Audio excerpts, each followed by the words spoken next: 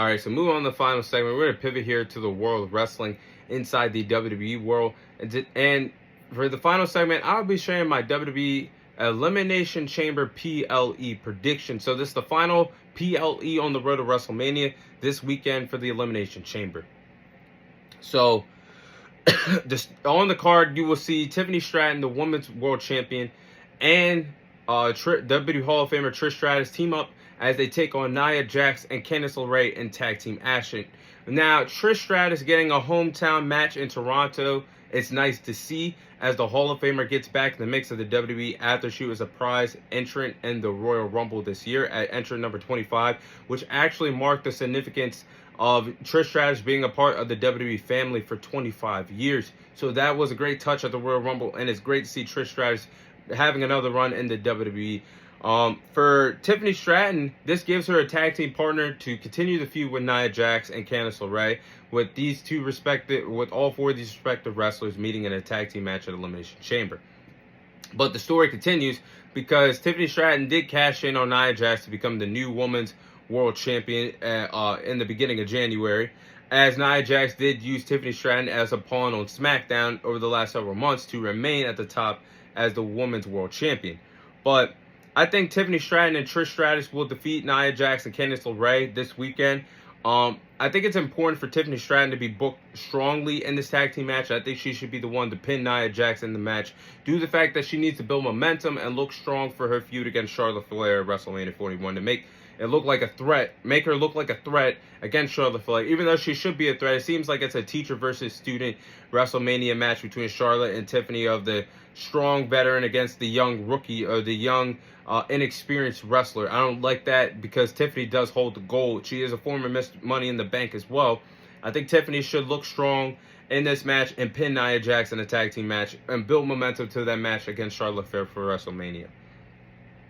Now, next match you have Kevin Owens versus Sami Zayn in an unsanctioned match. Now, these two wrestlers are wrestling soulmates. They cannot stay away from each other.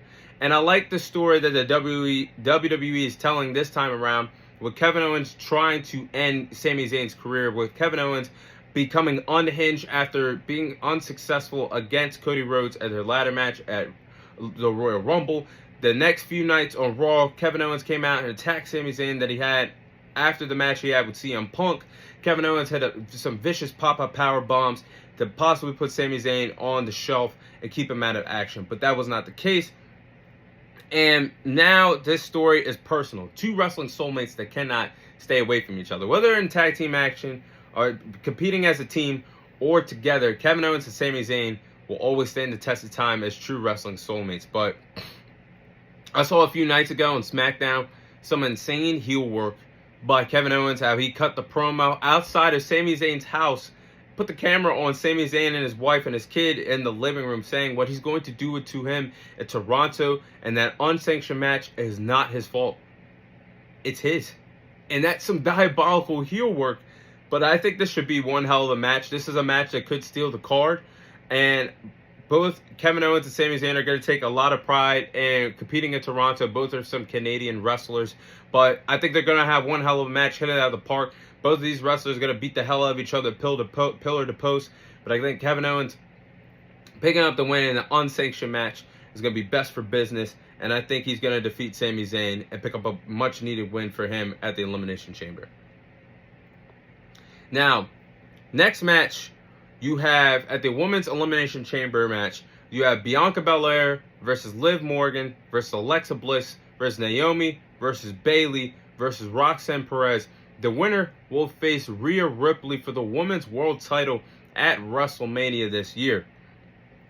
So this is going to be a stacked Women's Elimination Chamber with 6 caliber wrestlers of the Women's Tag Team Champions, Bianca Belair and Naomi, Alexa Bliss back into the mix of the women's division, Liv Morgan, Bayley, and Roxanne Perez, an up-and-coming rising star in Roxanne Perez. So creative booking should tell a story for all 6 of these wrestlers here. Whether Bianca Belair and Naomi could get on the same page as they are the Women's Tag Team Champions, or if they lose the titles on Raw tomorrow, they're going to need to coexist for majority of the match, if one of them are going to face Rhea Ripley for the Women's World Title. Alexa Bliss and Liv Morgan could probably tell a story for a little bit. And Bayley and Roxanne Perez could continue their feud that they had in NXT and let it go out into the Elimination Chamber, spill out to the Elimination Chamber.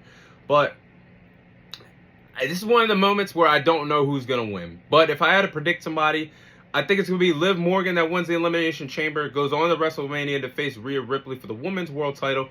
But there's going to be one more opponent that's going to be inserted to that Morgan versus Ripley feud for the Women's World Title, something that's going to be recycled. I think Io Sky is going to find a way to somehow, some way be a part of that triple threat match between Rhea Ripley and Liv Morgan at WrestleMania. Now, I would go with Bianca winning this Elimination Chamber to face Rhea Ripley, but I don't think the timing is there. I think it needs a much bigger build-up for Bianca and Ripley to finally face each other at WrestleMania. Plus, we still have the storyline of who would truly attack Jade Cargill, so that's going to keep Bianca Belair busy for WrestleMania. But I think it's going to be Liv Morgan that wins the Elimination Chamber, and I think somehow, some way, it's going to be Ripley versus Morgan versus Io Sky for the Women's World Title at WrestleMania. Now, next, or I should go with this promo. Next is, will Cody Rhodes in this segment sell his soul to The Rock, the final boss? So, my thoughts on this, I'm not going to lie to you guys.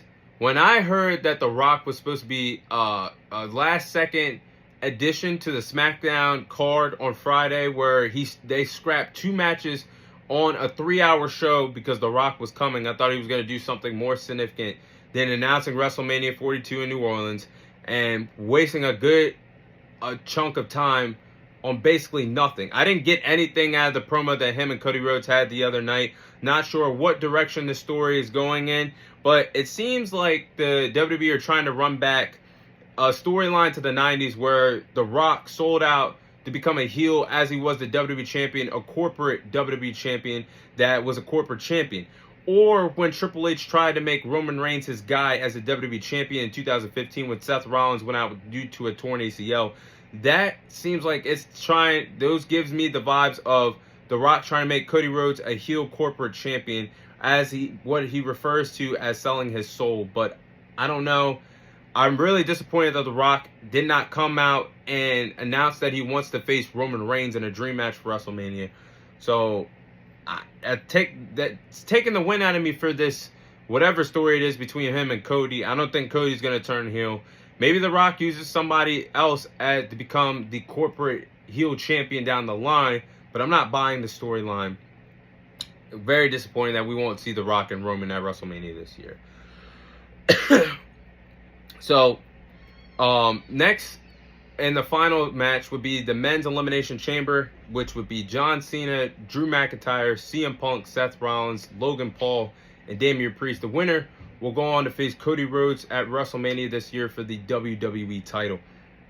Now, if we're being honest, this is probably one of the most stacked Elimination Chambers that I've seen in a very long time. If booked correctly, this could be one of the best Elimination Chambers that we've seen in a very long time. But I think the writing is on the wall for John Cena to win the Elimination Chamber, to face Cody Rhodes, for him to go after the story for to become a 17-time world champion, to face Cody Rhodes at WrestleMania. But if I had my way and I was allowed to cook of how I would let this match go down, at some point in Elimination Chamber, I would have Roman Reigns return and cost Seth Rollins in the Elimination Chamber, a similar way that Shawn Michaels cost The Undertaker in that Elimination Chamber match for the world title in 2010. I think that would be a good way to set up Roman Reigns versus Seth Rollins at WrestleMania. And meanwhile, for the Elimination Chamber winner, if I had my way, I would have John Cena and CM Punk end in a draw with somehow, some way, a spot where both of their shoulders are pinned to the mat. And don't say that's impossible, because they pulled that spot off in 2012 in a WWE title match, I believe, at Night of Champions. But that would be a creative way to have John Cena and CM Punk argue with each other of who's going to face Cody Rhodes at WrestleMania, with Triple H coming out and announcing a triple threat match for Mania of Cody Rhodes, John Cena, CM Punk. That'd be the correct way to do things. Have Roman and Seth face each other, and then have Cody versus Cena versus Punk night 2 at WrestleMania 41 for the WWE title. If I had the pen and the paper, that's how I would book it, and that would make WWE some money. But if we're going for a realistic booking, it's probably going to be Cena that wins the match and faces Cody at WrestleMania. So those are my Elimination Chamber predictions. That is all the time I have for you guys today. Thank you guys for watching. Thank you guys for listening. This is your host, Thomas Tyree, signing off. And I'll see you guys on next week's episode.